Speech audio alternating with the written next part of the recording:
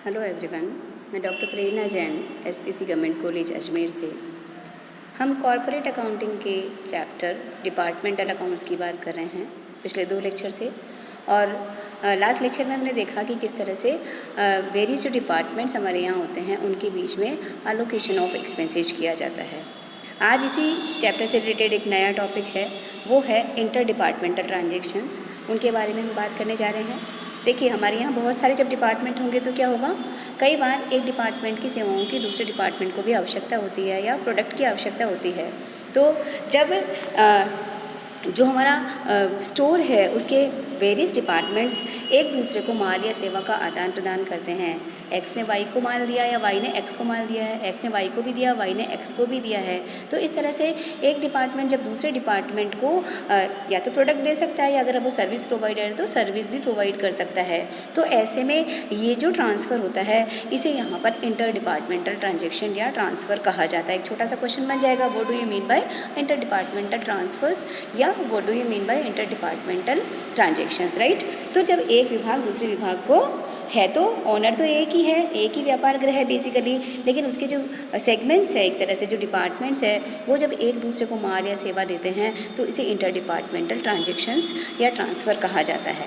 अब इसकी accounting treatment हम कैसे करेंगे, तो यहाँ पर हमें क्या करना है कि जब एक डिपार्टमेंट दूसरे डिपार्टमेंट ट्रांसफ़र करेगा तो बेसिकली एंट्री वैसे ही करनी होती है, debit the receiver and credit the giver. जो हम अकाउंटिंग का बेसिक कंसेप्ट करते आए थे, जैसे एक्स ने वाई को माल ट्रांसफ़र किया है तो यहाँ पे वाई को माल मिल रहा है तो राइट, रिसीवर कौन हो गया, वाई हो गया, तो रिसीविंग डिपार्टमेंट को हम डेबिट कर देंगे और गिवर कौन है, एक्स है, तो एक्स डिपार्टमेंट को वहाँ पर क्रेडिट कर दिया जाता है। तो बेसिकली अकाउंट बनाते समय जब हम कॉलमनर फॉर्म में डिपार्टमेंटल अकाउंट्स बनाएंगे तो प्राप्त करने वाले विभाग को यहाँ पर डेबिट साइड में एंट्री कर दी जाएगी और जो देने वाला डिपार्टमेंट है, जो गिवर डिपार्टमेंट है, जो ट्रांसफरर डिपार्टमेंट है, उसके यहाँ क्रेडिट में यहाँ पर एंट्री कर दी जाती है। ये तो बेसिक बात हो गई।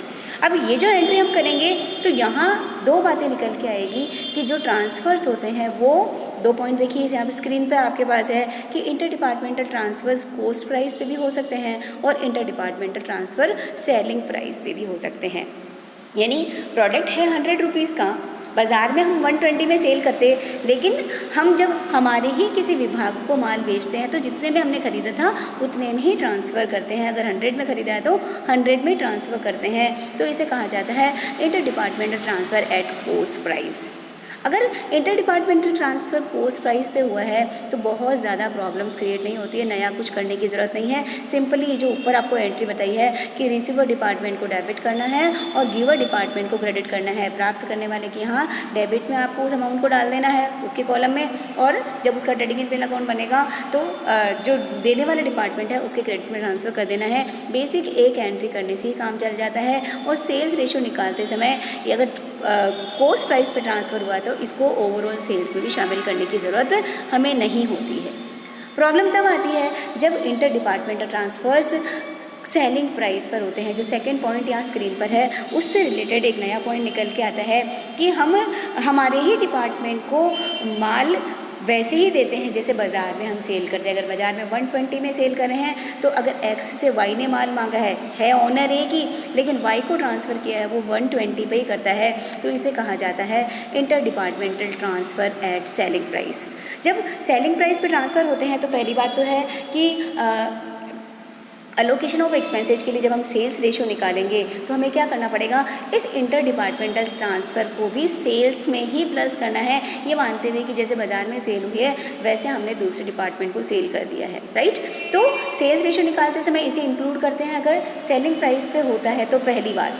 अब दूसरा पॉइंट जो नेक्स्ट निकल के आता है वो ये होता है कि क्या होता है, ये जो हमने माल भेजा है, सपोज कीजिए एक्स ने वाई को 10,000 रुपये का माल भेजा है। जो माल भेजा है वो बेसिकली आपने 10,000 रुपये का माल था और सपोज कीजिए आपने इसके अंदर इसको आपने 50% प्रॉफिट पे ट्रांसफ़र करके भेजा है। तो यानी 10,000 के माल को आपने कितने में सेल कर दिया, 15,000 रुपीज़ में एक्स ने वाई को दे दिया। यहाँ अगर वाई के पास जो माल गया है 15,000 में माल गया, एंट्री तो आपको 15,000 से करनी है, डेबिट और क्रेडिट की यहाँ पर जो debit the receiver and credit the giver वाली बात जो है, राइट। लेकिन अब ये जो 15,000 का माल है, अगर वाई ने इस माल को बाज़ार में सेल कर दिया है तो नया पॉइंट निकलने की ऐसा कोई प्रॉब्लम नहीं निकल के आती है। आपको सिंपली बस एक ट्रांसफ़र वाली एंट्री कर देनी है दोनों की यहीं पे और बात ख़त्म हो जाती है। लेकिन कई बार ऐसा होता है कि जैसे 10,000 का माल एक्स ने वाई को 15,000 रुपये में दिया और 15,000 में से सपोज कीजिए आधा माल बचा हुआ है, यानी 7,500 का माल बचा हुआ है। तो जो माल बचा हुआ है ये क्या होगा, अल्टीमेटली ऑनर तो एक ही है। जब अल्टीमेटली ऑनर तो एक ही है तो ये माल अगर एक्स के यहाँ होता तो क्या होता, कॉस्ट प्राइस पे होता, यानी 5,000 की कॉस्ट थी, 50% प्रॉफिट जोड़ के भेजा ना, तो 5,000 की कॉस्ट थी। और वाई के यहाँ अगर ये शो हो रहा है तो 7,500 में शो हो रहा है। तो यहाँ पर ये पॉइंट निकल के आता है कि आपको क्या करना पड़ेगा, इसे कहा जाता है अनरियलाइज्ड प्रॉफिट इन स्टॉक। तो इसका आपको अकाउंटिंग एडजस्टमेंट करना पड़ेगा। जब आप कैलकुलेशन करने जाएंगे तो स्टॉक खत्म हो जाता है, एक ने दूसरे को माल भेजा और आपको क्वेश्चन कुछ भी नहीं कहता, it means all the material has been sold. तो सारा माल बेच दिया तब तो टेंशन नहीं होती है। लेकिन एक्स ने वाई को या वाई ने एक्स को माल दिया और उस माल में से कुछ माल बिना बिका हुआ रह जाता है, स्टॉक में रह जाता है, तो फिर आपको क्या करना पड़ेगा, एक रिज़र्व बनाना पड़ेगा जिसे कहा जाता है रिज़र्व फॉर अनरियलाइज्ड प्रॉफिट कहा जाएगा, या आप इसे डायरेक्टली स्टॉक रिज़र्व भी कह सकते हैं। राइट। अब ये स्टॉक रिजर्व कैसे बनाना है, तो इस स्टॉक रिजर्व बनाने के लिए क्या करेंगे, जैसे हमारे पास माल है 7,500 रुपीज़ का जिसे कहा गया है अनसोल्ड स्टॉक, और rate of GP of the transfer department, किस डिपार्टमेंट ने भेजा था, एक्स ने वाई को भेजा, किस रेट से भेजा, लागत में 50% माल जोड़ के भेजा है। तो ये जो 7,500 रुपीज़ है इस पे आपको वही रेट लगाकर कितना प्रॉफिट हो जाएगा, यहाँ पे 2,500 रुपीज़ का क्या है, ये अनरियलाइज्ड प्रॉफिट इन स्टॉक है। और इस अनरियलाइज्ड प्रॉफिट इन स्टॉक को आपको एक एंट्री करनी पड़ेगी। कहाँ से करेंगे, अगर हम जनरल P&L अकाउंट बनाते हैं तो हम एंट्री करेंगे general profit and loss account debit to reserve for unrealised profit या टू स्टॉक रिजर्व बोल दीजिए। और अगर कई बार ऐसा होता है कि general profit and loss account के लिए क्वेश्चन कुछ भी नहीं कहता है तो जिस डिपार्टमेंट के यहाँ हम माल पड़ा हुआ है वहाँ हम एंट्री कर देंगे departmental trading and P&L account debit to general to stock reserve account या to reserve for unrealised profit. जैसे हमारा जो एग्जाम्पल था उसमें से 7,500 का माल सेल्स प्राइस है 7,500, कॉस्ट में 50% जोड़ के भेजा था, तो इस पर हमने लगा the rate upon 100 plus rate लगा के इस तरह से कर दिया। तो 10,000 का माल था, एक तरह से बेसिकली कॉस्ट 5,000 थी, 7,500 का बचा हुआ है, 50% बचा हुआ ना, तो इसका मतलब इस पर कितना प्रॉफिट बचा हुआ है, 2,500 प्रॉफिट ऐसा है जो अभी हमें रियलाइज नहीं हुआ है, अभी हमने वसूल नहीं किया है।